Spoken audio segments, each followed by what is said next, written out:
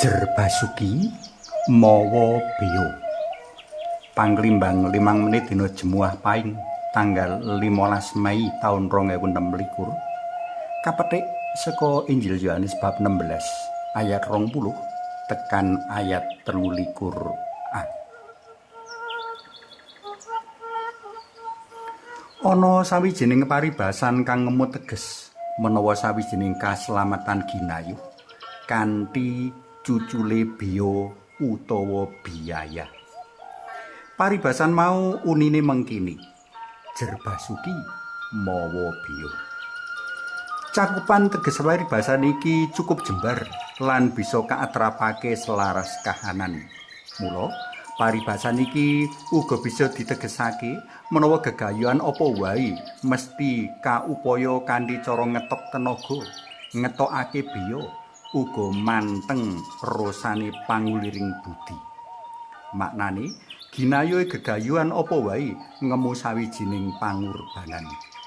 Sapa kang wegah berkorban mesti ya luwih kangelan kepara ora bisa nggayuh gegayuhane. Paribasaning cecala manut panemuku prayoga dadi pancatan jroning maneges waosan dina iki. Kanggo nggayuh sawijining kamulyan utawa kaslametan, para murid luwih dhisik kudu ngadepi lan nglakoni maneka warna panandhang. Nanging menawa kamulyan mau wis karengkuh-kukuh, rekasaning panandhang utawa perjuangan mau bakal kalalekake. Rekasane panandhang ora ana umput-umpute karo kamulyan kang kagayuh. Kaya dene sawijining wanita mengkono Gusti Yesus paring gegambaran kang lagi nglarani ngancik lairan jabang bayi. Kaya mengkono ora kepenake para pendherek dalem Gusti. Rikala mlebu ing mangsa kontraksi enggo kupiya nguwatake amrih si jabang enggal lair, rasa larane ora karu-karuan. Maklum, dek jaman semono durung ana kemajuan ilmu kedokteran kang saguh ngoperasi kanthi cara dipati rasa. Mula manut pangiraku, rasa larane para wanita kang babaran dek jaman semono luwih tinimbang wanita jaman saiki. Satu dalam Gusti iki satemene ngemu sawijining panglipur. Mula rikala para murid ngadepi maneka panandhang, prayoga ati lan pikiran ora panteng amung ana panandhang mau, ananging ana kahanan bungah sawise panandhang mau kaliwati. Kanthi ndadekake para murid setya ketuk pungkasan. Kamulyan cumawis ana pucuking panandhang. Kekucah cumepak ana garis pepuntoning lapangan adu playon, mengkono Santo Paulus nggambarake.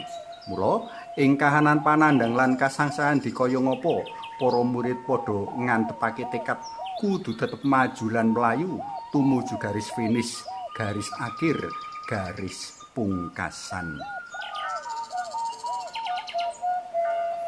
Pros tresna pelem kinasih tumrap wong Katolik ora ana panandhang kang muspra. Sauger kabeh mau kasawijikake karo panandhang sarta ancas tujuan karya kaslametan dalem Allah. Mula nadyan abot dikaya ngapa prayoga tetep kakekep kasikep sinambi nguwatake pangandel sarta pangarep-arep mring kamulyan mangarep. Nadyan peteng dedet dikaya ngapa kahanane prayoga tetep dilakoni dinikmati.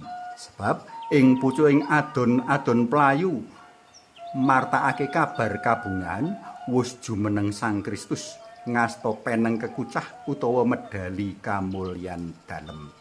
Ngumbah kloso ning Kali Kanta, napuki banyu kanggo dolanan. Nadyan rekoso dikaya ngapa kekucah cumawis ing pucuking pacoban.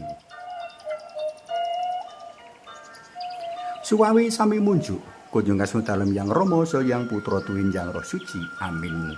Gusti Yesus kawula munjuk sembah nuwun awit sabda paneguh dalem dinten menika.